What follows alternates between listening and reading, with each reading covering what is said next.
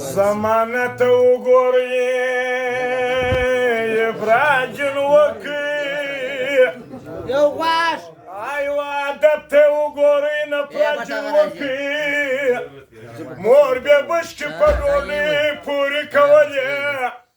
ای لورې نه خوري دا غوړي په وکړي ژبه نرمه ده میری بایی مارک می عاشقی کنه شاو هر یز ساده سړی وګرځېدم لکه توپان ستا په محبت کې مې رنګ ژړ لکه زعفران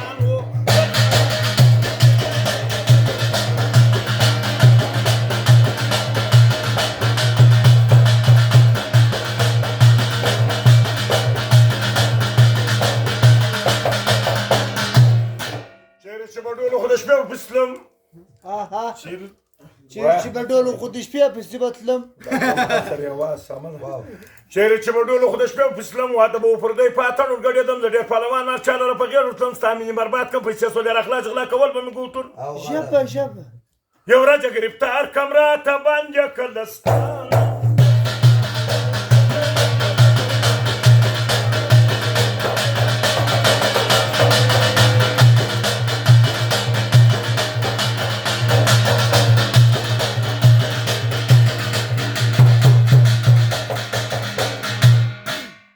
نغلا کوي ته مسلمان یې که هندو چیرې چې په ډولو خو د شپې بوتلم واده به پردی په اتڼ وګډېدم ورګوټو نغلا کوي ته مسلمان یې که هندو درې واره بیا رانګندله نور راته کاتو دی راته ولاړ و وارخطا زما یمان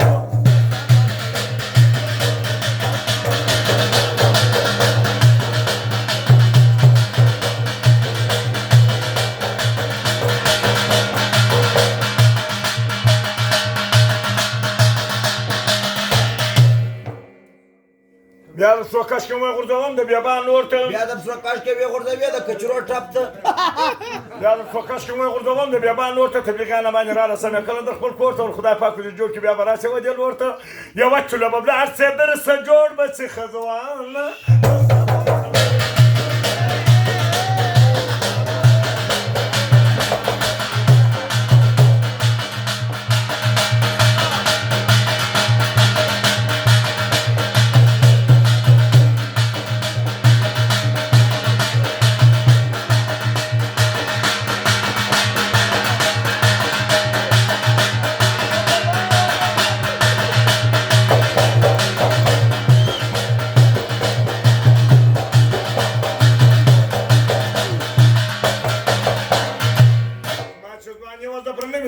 سپور چیرې چې په ډولو خو د شپې بوتلم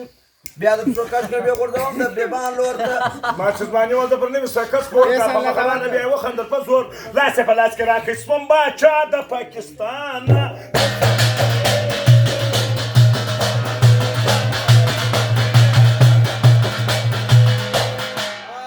لاس یې په لاس کې ورکړي سولې ویز د عبدالله خان